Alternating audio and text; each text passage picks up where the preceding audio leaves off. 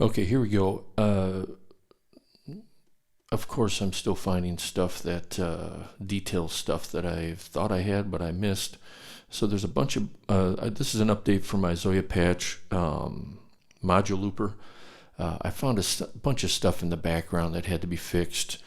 So I just added some of the functionality I wanted to add in for the next major update for this, in addition to fixing that background stuff. So this video is going to be me running through it real quick.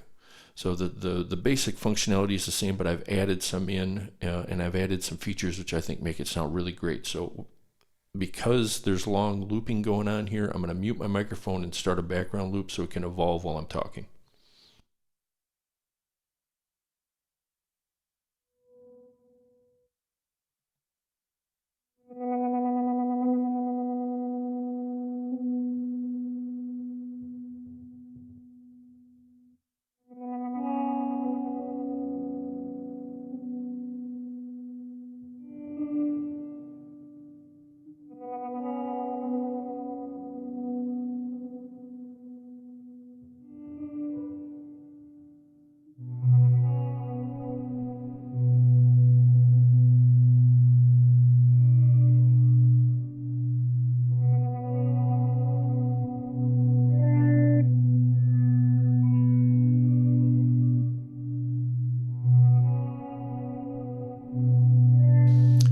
That should suffice. Let me turn it down some. So this particular mix you're hearing, I have all of the looper coming through. In my previous videos, I had it mixed in more like maybe a chorus or a flanger or a vibrato. This is full wet, so this is the most like vibrato, the most lo-fi sounding of all the sounds. So just a real quick run through of the existing settings. You've got these two rows here are the 6 controls for the modulation side, the K-field modulator side. So you've got output gain. So if you have it really muffled and closed down with that low-pass filter, you can boost the gain to compensate. You've got the filter level, which is extremely interactive with its partner control here. So this is how much of the input signal you're sending through the envelope follower, which is driving the low-pass filter. There's situations, rhythmic situations that I've alluded to before that make it almost starts sounding like an envelope filter or a, I don't know, it's kind of bouncy sounding, I think was the Fairfield circuitry description of what it can end up sounding like at extreme settings. But filter level, extremely interactive with, I'll just jump ahead a little bit here, with the bass frequency of the low pass filter. You can also change with this control right here. That'll affect how open the filter ultimately becomes based on your input level. So feathering these two together can really help. Sorry, my software's going wacky.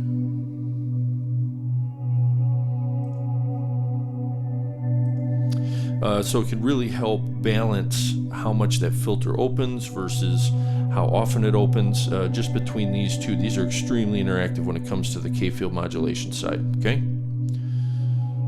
I'm gonna take my computer out back and throw it out the window, by the way. Okay, so third function is the modulation rate, fairly self-explanatory. As it is, I have it at about 29 BPM. And that's a fairly, shallow water K-field modulatory sounding rate, but you can certainly experiment with it. Again, this is the most interactive controls I've ever done with any of these patches I've made. They really adversely affect how each other sounds. So modulation rate, that's number 3, next row. We've got modulation mix. That's how much of the input signal's mixed in with it, so you can make it sound more like a chorus or a flanger or whatnot, even though I wouldn't describe this as any of the above. If you take this number back to about 3,500, it's a good kind of modulated mix that still has elements of that lo-fi, but you have enough of your main signal coming in. But again, as I'm going to upload it this time, it's going to be fully wet because this is meant to be a fairly broken sounding effect. Okay, we already talked about the low pass bass frequency, and then finally it's the aliasing, which is if you really want it to get really crazy and broken sounding. Yeah, apparently my connection through the prism is weak. So I'm just gonna...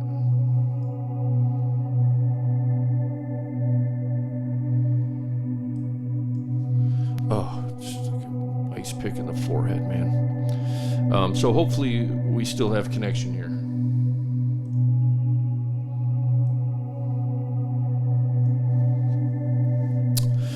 Okay, so on to the looper side, which is the main reason for all these updates. I'm finding that I thought it was ready, it wasn't ready. So let's go through the unchanged connections. So you've got the volume of the loop, which is, you know, in contrast to what you're playing over it, which in this case,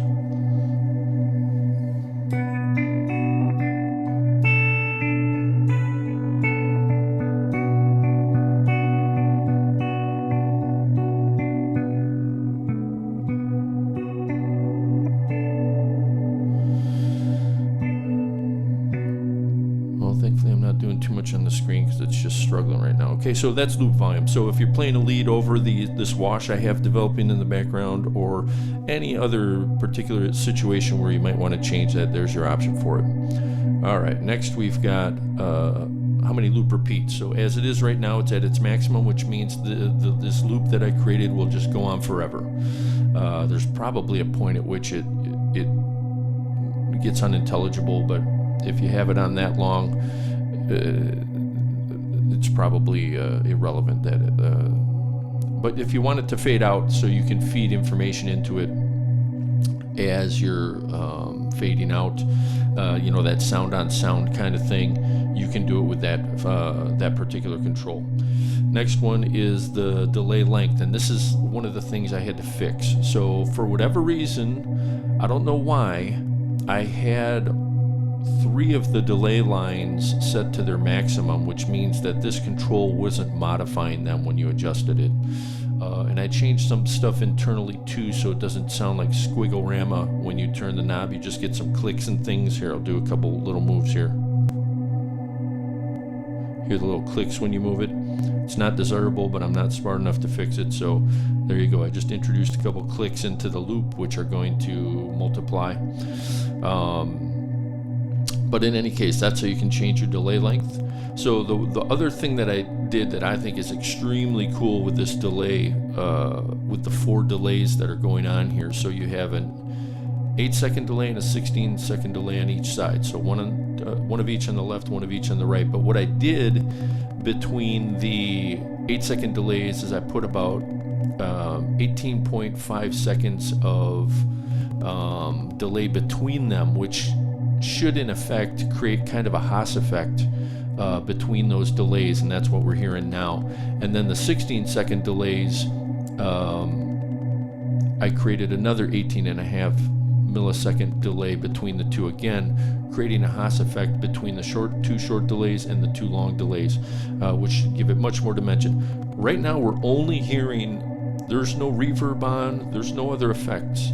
This is just the cumulative effect of the diffusers and the repeats turning into this kind of washy reverberation, I guess, for lack of a better term. Okay, so that's the existing controls, and then of course the left foot switch turns on the input for recording into the looper. So as this is developed quite a bit, there's nothing going on in it, but if I turn on the record,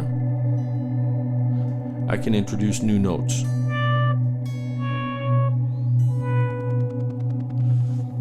And then turn it off, and then play over it if I'd like.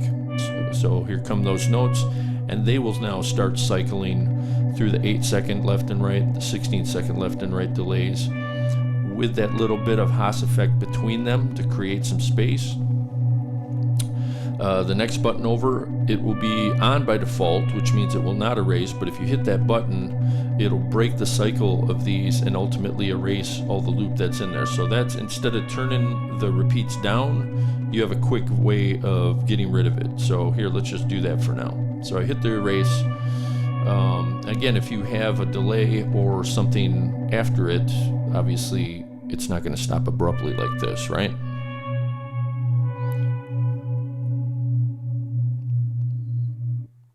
All right, there you go. So now to re-record, I turn the erase button back on so it doesn't actively erase.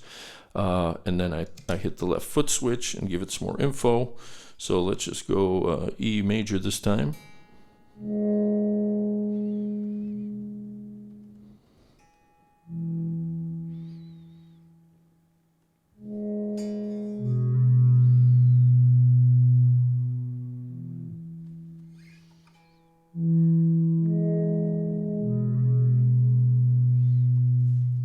All right, take it out of record. Now that loop will develop on its own. Okay, so the next 5 buttons all do similar functions. So you have a mute all.